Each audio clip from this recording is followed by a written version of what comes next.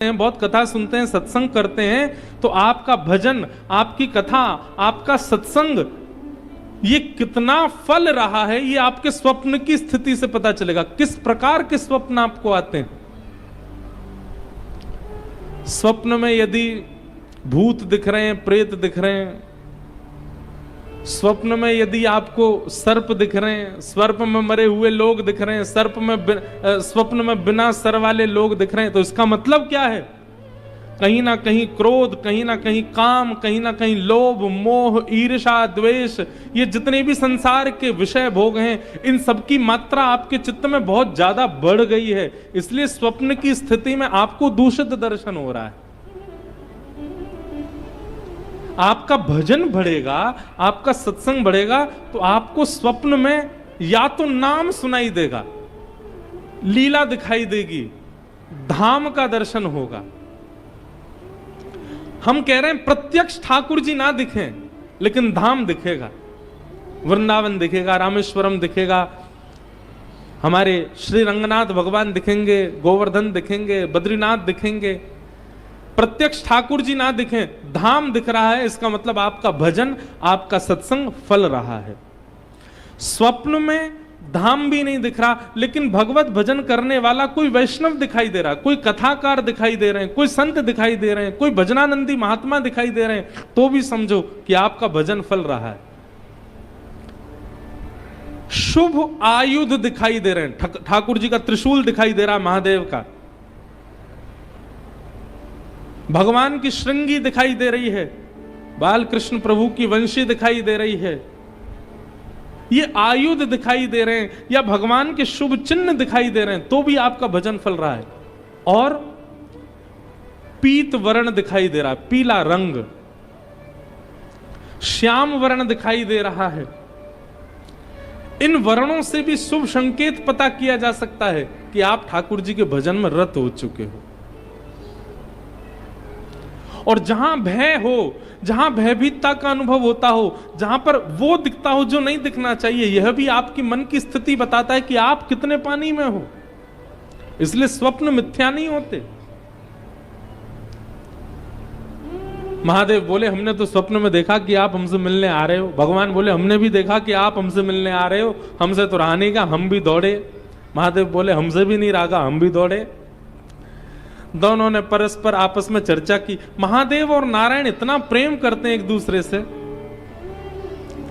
तुरंत भगवान ने हाथ पकड़ा और कहा चलो थोड़ी देर मानसरोवर में क्रीड़ा करते हैं। और ठाकुर जी और महादेव दोनों मानसरोवर में गए और मानसरोवर में थोड़ी देर तैरने लगे, थोड़ी देर जल उछालने लगे, कभी कोई क्रीड़ा करें, जल क्रीड़ा दोनों करने लगे।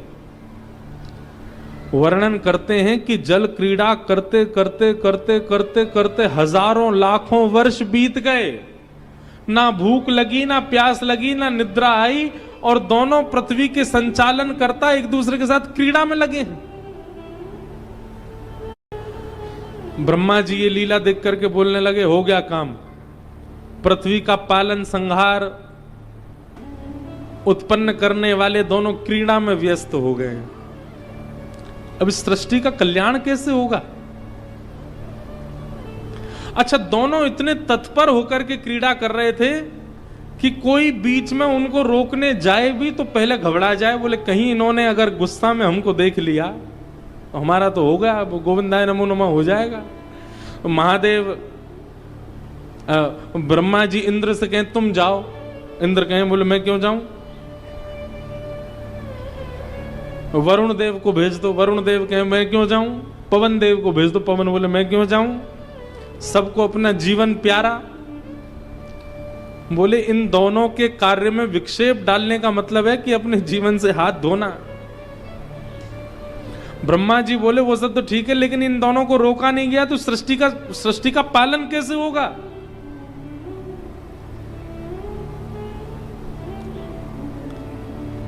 हजारों युक्तियां सोच ली, लेकिन किसी भी कारण से, किसी भी प्रकार से महादेव और ठाकुर जी इतने तत्पर होकर के खेल रहे हैं कि उनकी क्रीड़ा रुकी ही नहीं।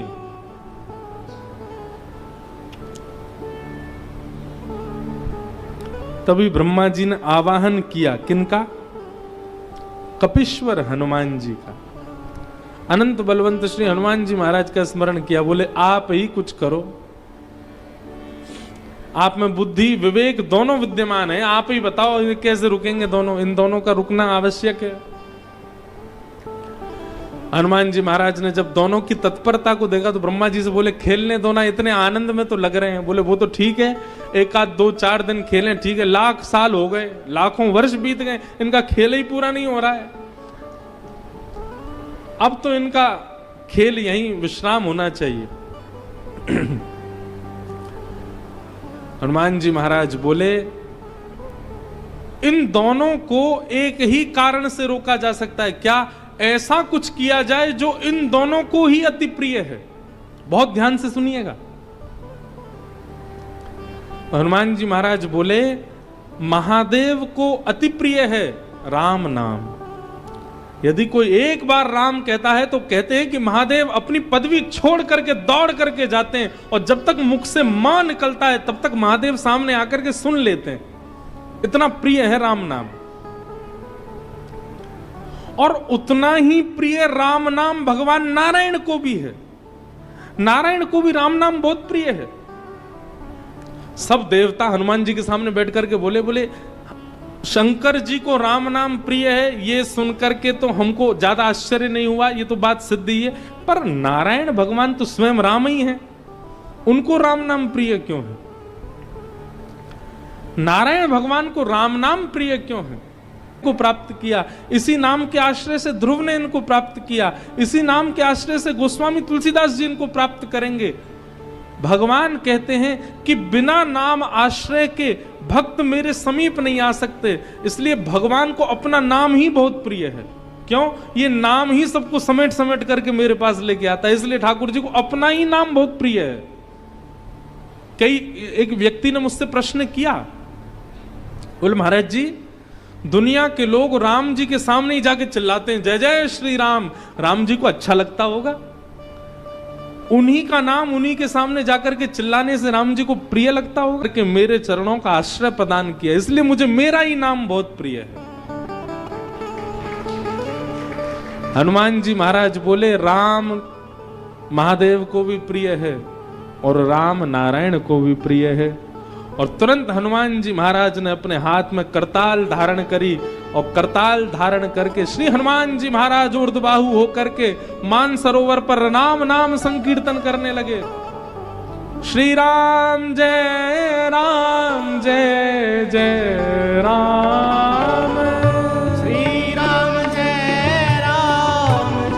जय राम, श्री राम जय जय राम,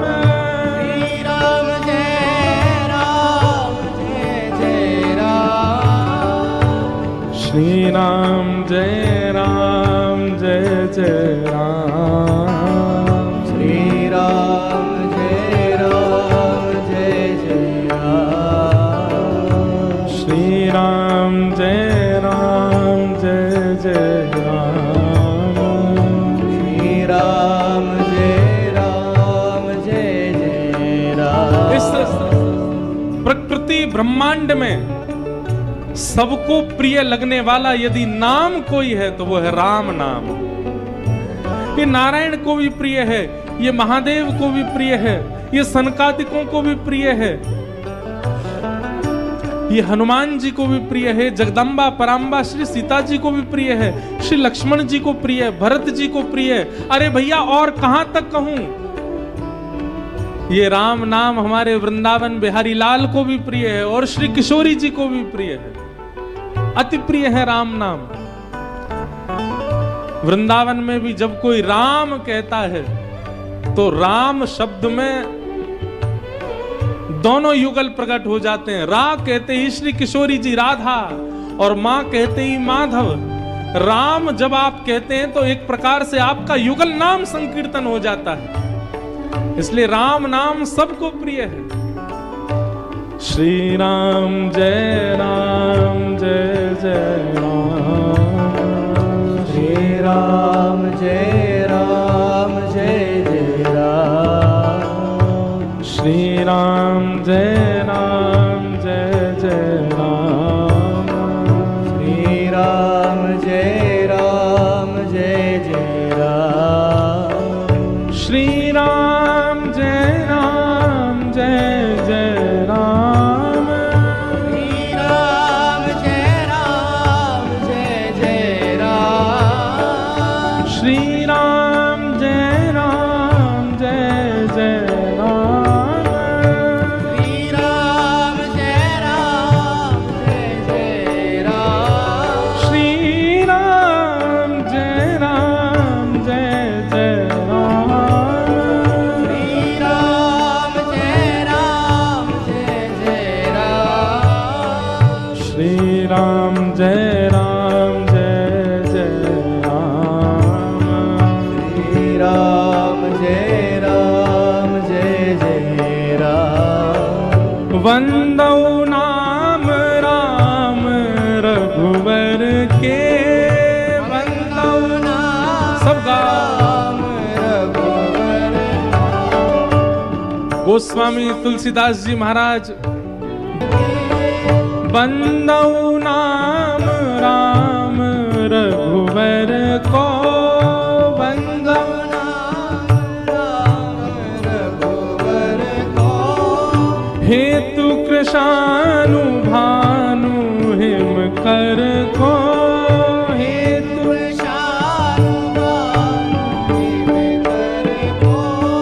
महामंत्र जोई जपत महेशु।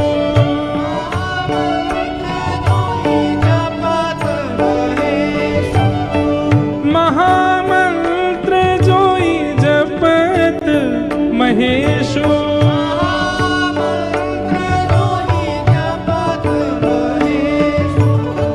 काशी मुक्ति हेतु उपदेशु।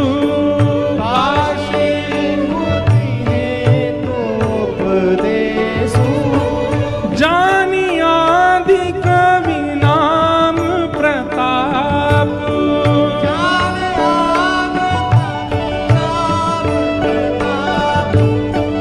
भयउ सुध करी उलटा जापू।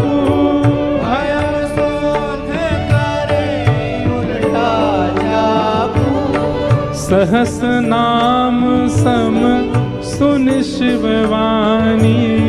सहस नाम सम सुन शिववाणी। जप जय पिय संग भवानी। जप जय पिय संग भवानी। हे श्री राम जय राम जय जय राम। श्री राम जय राम जय जय राम। श्री राम जय राम जय जय राम।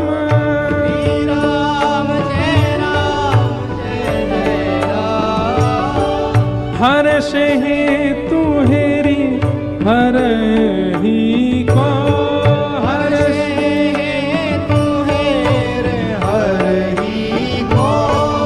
किए भूषण तिय भूषण ती को। भूषण दिए भूषण दिए को। नाम प्रभाव जान शिवनी को। नाम प्रभाव जान शिवनी को। कालकूट फलु दीन अमी को। कालकूट फलो दीन अमी को। श्री राम जय राम जय जय राम। श्री राम जय राम जय जय राम। श्री राम जय राम जय जय राम। श्री राम जय राम जय जय राम।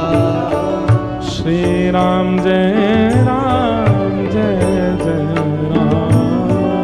श्री राम जय राम जय राम।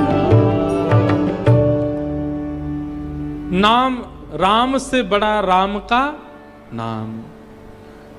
जैसे ही हनुमान जी महाराज ने मान सरोवर पर बैठ करके नाम का गुणगान गाना प्रारंभ किया, राम नाम की ध्वनि को प्रारंभ किया करने लगे, और वही राम नाम जब नारायण भगवान ने श्रवण किया, नेत्र बंद हो गए, और उस नाम के सहारे चरणों को प्राप्त करने वाले समस्त भक्तों का चिंतन नारायण भगवान के चित्त में प्रकट हो गया। उनकी क्रीड़ा भी वहीं विराजमान हो गई। तुरंत निकल करके बाहर आए, सब भक्तों का चिंतन करके भाव विह्वल भगवान हो गए। मेरी सबरी कहाँ है, मेरा विभीषण कहाँ है, मेरे हनुमान कहाँ हैं, मेरे कपिध्वज कहाँ हैं, मेरे कपीश्वर कहाँ हैं। और उस नाम के प्रभाव से लाखों वर्षों से चली आ रही वो क्रीड़ा वहीं विराजमान हो गई। सब देवताओं ने हनुमान जी को प्रणाम किया। हनुमान जी महाराज बोले, हमें प्रणाम मत करो, प्रणाम करना है तो राम के नाम को प्रणाम करो, नाम को वंदन करो। भैया सही बात तो ये है कि हम सीधे भगवान को जानना चाहते हैं, नाम का आश्रय हमने लिया नहीं है। सही बात तो यह है कि नाम का आश्रय ले लीजिए, नाम ही आपको ठाकुर जी को जना देगा। नाम में इतनी सामर्थ्य है, नाम इतना श्रेष्ठ है। तो श्री गोस्वामी तुलसीदास जी महाराज ने पहले तो नारायण को वंदन किया, और नारायण के ठीक तुरंत बाद कुंद इंदु समदेह उमारमन करुणा अयन, जाहि दीन पर नेह करो कृपा मर्दन मयन। महादेव को वंदन किया, और महादेव को वंदन करने के बाद, नारायण को वंदन करने के बाद, गणपति को वंदन करने के बाद फिर वंदन किनको कर रहे हैं? वंदौ गुरुपद कंज कृपा सिंधु नर रूप हरि, महामोह तम पुंज जासु वचन रवि कर निकर। वंदौ गुरु पद पदम परागा। ऐसे ही गाओ, बिना ताल के गाओ। परागा सुरुचि सुवास सरस अनुरागा, सुरुचि सुवास सरस अनुरागा। अमीय सुरी मय चूरन चारु, अमीय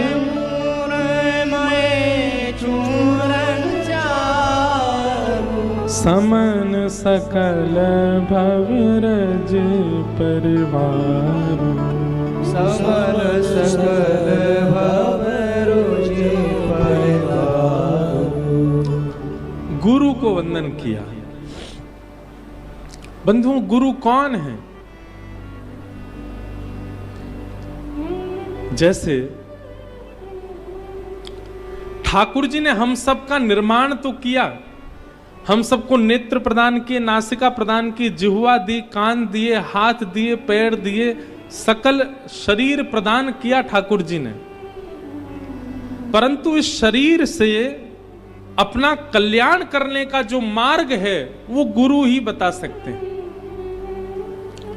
सीधी बात है, रसोई घर में टमाटर भी हैं, आलू भी हैं, भिंडी भी हैं, नमक भी है, मसाले भी हैं, मिर्च भी हैं, सारी व्यवस्थाएं हैं, पर उन व्यवस्थाओं को व्यवस्थित करके साग बनाना जो सिखाए वो गुरु है।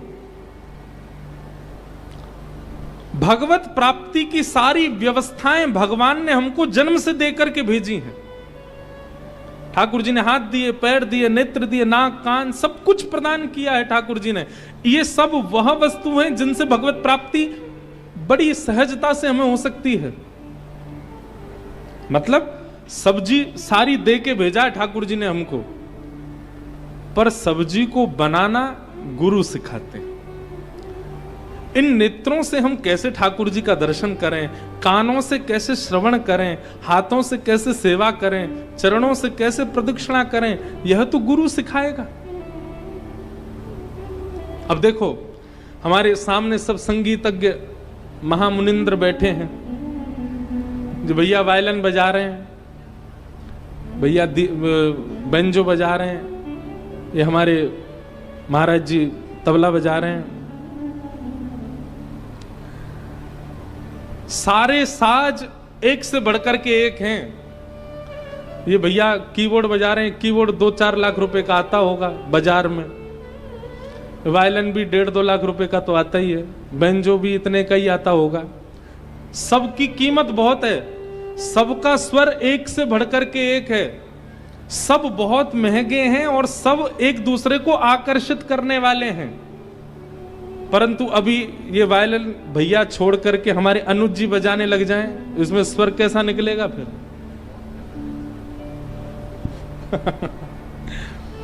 या तबला हमारे ये भैया छोड़ दें, सौरभ भैया बैठ जाएं तबला बजाने, फिर क्या बजेगा?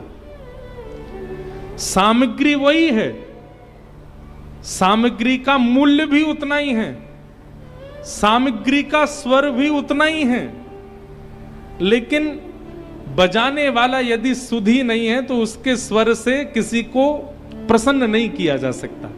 सही बात है कि नहीं? ठीक वैसे ही हम सब कौन हैं? हम सब साज हैं। अपने आप को जो मानना चाहो मान लो। हम तो सितार हैं, हम अपने आप को सितार मान रहे हैं। सितार में कितने तार होते हैं? कोई बंशी है, कोई सितार है, कोई वायलिन है, कोई बेंजो है, कोई वीणा है, सब अलग अलग साज यहां पर बैठे हैं। हम सबको ठाकुर जी ने परिपक्व बना करके भेजा, हमारे अंदर कोई कमी नहीं है, बिल्कुल बढ़िया हैं हम। लेकिन बस हमारे तारों को झंकृत करने वाला एक गुरु जीवन में आ जाए।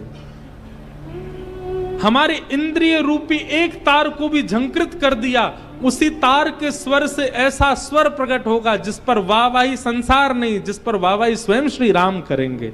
और जिस दिन राम जी ने वाहवाही कर दी उसी दिन हमारा इस संसार में आना सार्थक हो जाएगा। तो गुरु कौन है? ये सब गुरु बैठे हैं सामने, इनके सामने जो साज हैं, ये सब साज प्रिय इसलिए लग रहे हैं क्योंकि गुरु के द्वारा इनका वादन हो रहा है। और यही इन्हीं को हटा करके कोई और आकर के इनका वादन करने लग जाए, इनके स्वर से कोई रीझ नहीं पाएगा। ठीक वैसे ही हम हैं। हम आप सब लोग कभी सेलिब्रिटियों के अधीन हो जाते हैं, कभी संसार के विषयों के अधीन हो जाते हैं, कभी संसार की किसी वस्तु के प्रति अधीन हो जाते हैं। हमारे तार झंकृत तो होते हैं, दुनिया वाहवाही करती है, ठाकुर जी नहीं करते। ठाकुर जी वाहवाही कब करते हैं? जब किसी गुरु के अधीन हो जाते हैं। और जैसे ही हम किसी गुरु के अधीन होते हैं, हमारे इंद्रिय रूपी स्वर का जब जैसे ही तार छेड़ता है गुरु, हा हा, ठाकुर जी वाहवाही करते हैं, महादेव वाहवाही करते हैं। मीराबाई हमारी आपकी तरह ही थी, उनकी भी आंखें थी, उनकी भी नाक थी, उनकी भी जिह्वा थी, उनकी भी 2 भुजाएं थी, 2 पैर थे, कंठ था। हम हमारी जैसी ही थी मीराबाई, लेकिन केवल गुरु आश्रय मिल गया। और गुरु आश्रय की वजह से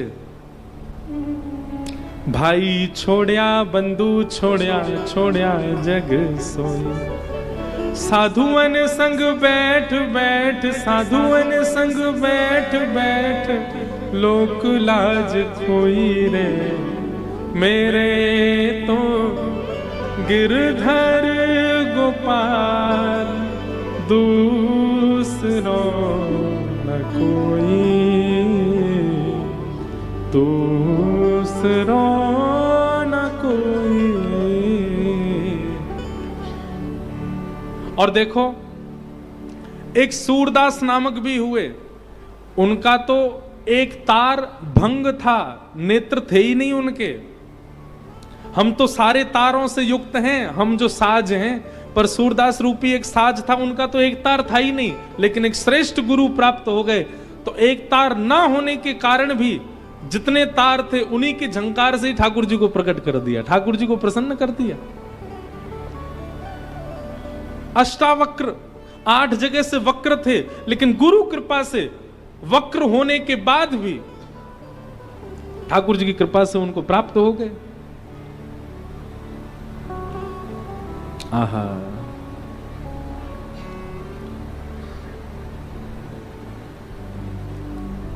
श्री गुरुपद नख मणिगण ज्योति सुमिरत दिव्य दृष्टि ही होती।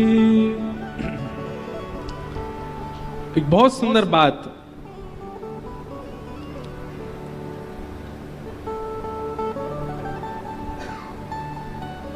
श्री गोस्वामी तुलसीदास जी महाराज अपने मंगलाचरण में कहते हैं ना, वंदे बोधमयं नित्यं गुरुं शंकर रूपिणं यमाश्रितो हि विक्रोपी यमाश्रितोऽपि वक्रोऽपि चंद्रः सर्वत्र वन्द्यते। कितनी सुंदर बात। गोस्वामी तुलसीदास जी महाराज कहते हैं, वंदे बोधमयम नित्यम गुरुम शंकर रूपिणम। मैं अपने गुरु स्वरूप श्री शंकर जी को वंदन करता हूं। शंकर हैं, ये तो उनकी विशेषता है ही, पर गुरु रूप हैं। यहां गुरु की महिमा बता रहे हैं। सब लोग सावधानी से इधर देखो, ध्यानपूर्वक सुनो। गोस्वामी जी महाराज कह रहे हैं कि गुरु कैसे होते हैं। बोले गुरु की कृपा कैसी होती है कि यमाश्रितो ही वक्रोपी चंद्रः सर्वत्र वन्द्यते। अरे मैं उन गुरु की शरणागति लेने की बात कर रहा हूं जिन महादेव गुरु के शरण में वक्र चंद्रमा गया। कैसा चंद्रमा? बोले टेढ़ा चंद्रमा।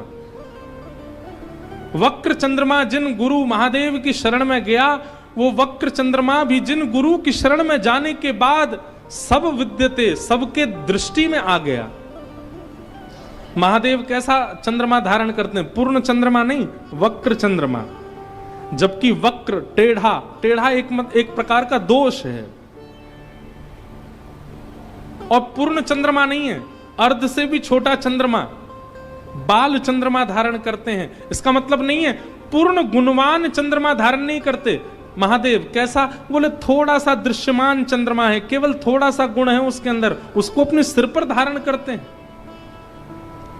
भाई यही गुरु कृपा है, जिनकी शरण जाने पर हम भले ही थोड़े से गुणवान हो, भले ही हमारा स्वरूप वक्र हो, हम टेढ़े हो, हमारे अंदर दोष भरे पड़े हो, पर गुरु शरण में जाने का ये प्रभाव मैंने देखा कि वक्र चंद्रमा महादेव के चरणों में गया, और महादेव के चरणों में जाते ही उस वक्र चंद्रमा का दर्शन सबने किया। उस सबके लिए पूजनीय हो गया, सबके लिए वंदनीय हो गया, सबके लिए दर्शनीय हो गया। ऐसे गुरु चरणों में मैं प्रणाम करता हूं, गुरु की मैं वंदना करता हूं। गुरुपद रज मृदु मंजुल अंजन नयन अमीय द्रग दोष विभंजन तेहि कर विमल विवेक विलोचन वर्णो रामचरित भवमोचन। गोस्वामी तुलसीदास जी महाराज कह रहे हैं, मैं जिस रामचरित्र का दर्शन करके अपनी लिपिबद्ध कर रहा हूं, ये मेरे दर्शन की सामर्थ्य नहीं है। तो फिर किसी ने कहा कि हे गोस्वामी जी, आपको ये रामचरित्र कैसे दिख रहा है? गोस्वामी जी कहते हैं, गुरुपद रज मृद मंजुल अंजन।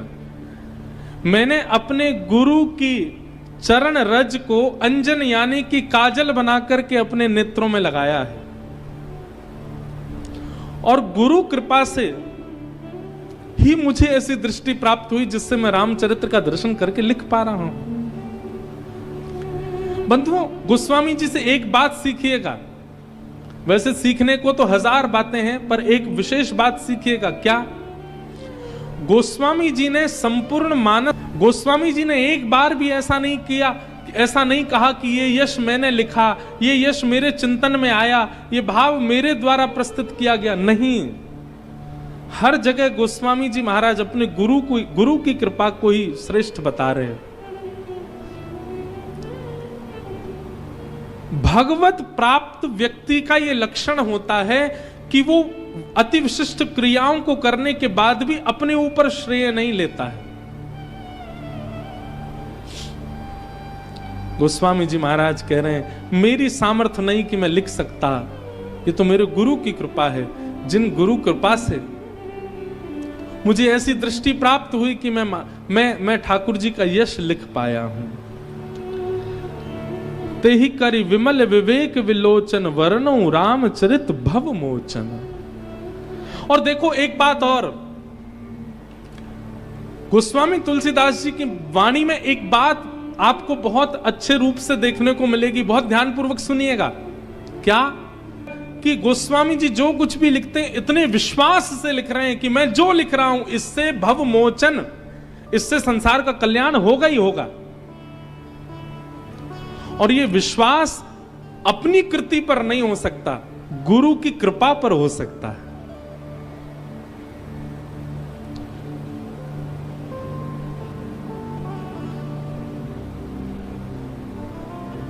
जो कोई ले तुम्हारी शरणा, तुम रक्षक काहू को डरना। किस विश्वास के आधार पर गोस्वामी जी इस बात को कह रहे हैं कि ये हनुमान जी आपकी जो शरण लेगा उसको किसी से डरने की आवश्यकता नहीं। हनुमान जी भी कह रहे होंगे, एक बार मुझसे तो पूछ लो कि मेरी शरण में आने वाले को इतना निर्भीक होने की आवश्यकता क्या। गोस्वामी जी किसी से नहीं पूछ रहे हैं, सीधा लिखते जा रहे हैं और इस विश्वास के साथ लिख रहे हैं कि मैं जो लिख रहा हूं इससे कल्याण होगा होगा होगा। क्यों? ये मेरी कृति नहीं है, ये मेरी गुरु कृपा है, ये मेरे गुरु का आशीर्वाद है। मुझे अपनी गुरु कृपा पर भरोसा है कि जो इसका आश्रय लेगा उसका कल्याण होगा। तो गोस्वामी जी की वाणी में दो बातें आपको बार बार देखने को मिलेंगी। पहला तो अपने आप को श्रेय नहीं देते, अपने गुरु को श्रेय प्रदान करते हैं। और दूसरी बात, जो भी लिखते हैं इतने विश्वास के साथ लिखते हैं कि इससे कल्याण होगा ही होगा। तेहि कर विमल विवेक विलोचन, वर्णौ रामचरित भव मोचन। संसार को विषय भोगों से मुक्त करने वाला मैं रामचरित लिख रहा हूं। किसकी कृपा से?